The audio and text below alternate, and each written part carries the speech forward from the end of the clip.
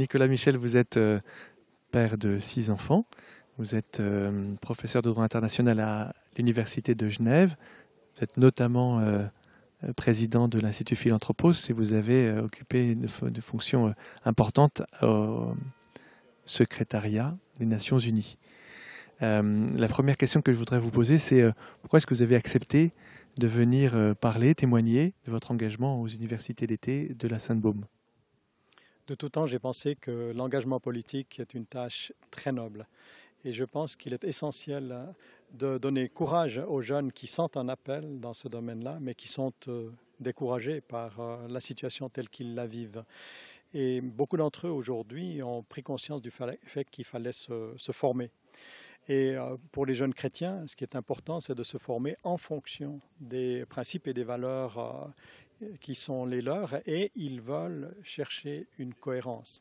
Et donc, ces universités d'été, celle de la Sainte-Baume, est justement là pour leur offrir un lieu dans lequel ils peuvent partir à la recherche de la cohérence entre leur foi, leurs convictions et leur agir, et à la recherche aussi de compétences pour être efficaces.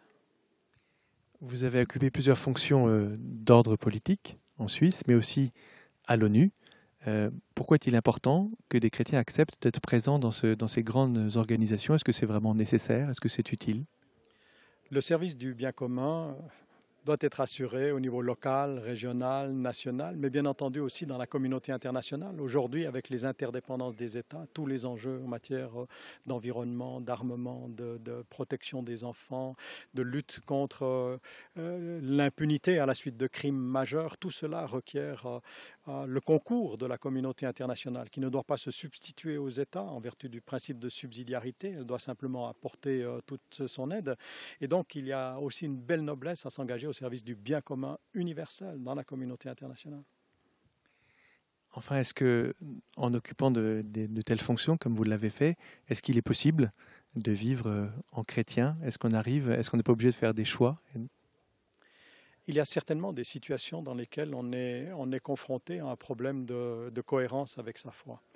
Et il n'est possible de surmonter ces difficultés-là que en accueillant la grâce que nous pouvons recevoir dans la prière, dans les sacrements, dans la prière en commun avec les frères, mais aussi dans la réflexion commune, car quelquefois ces enjeux posent des problèmes qu'il est très très difficile à résoudre. Il faut une capacité de proposition, et donc il importe que l'agir ne soit pas en somme soutenu que par une dimension spirituelle, il faut aussi toute une dimension rationnelle et d'intelligence. Alors oui, il y a des défis, oui, parfois ces défis sont insurmontables et il peut arriver qu'il faille en tirer les conséquences et se retirer, mais sinon il vaut la peine de lutter. Merci beaucoup.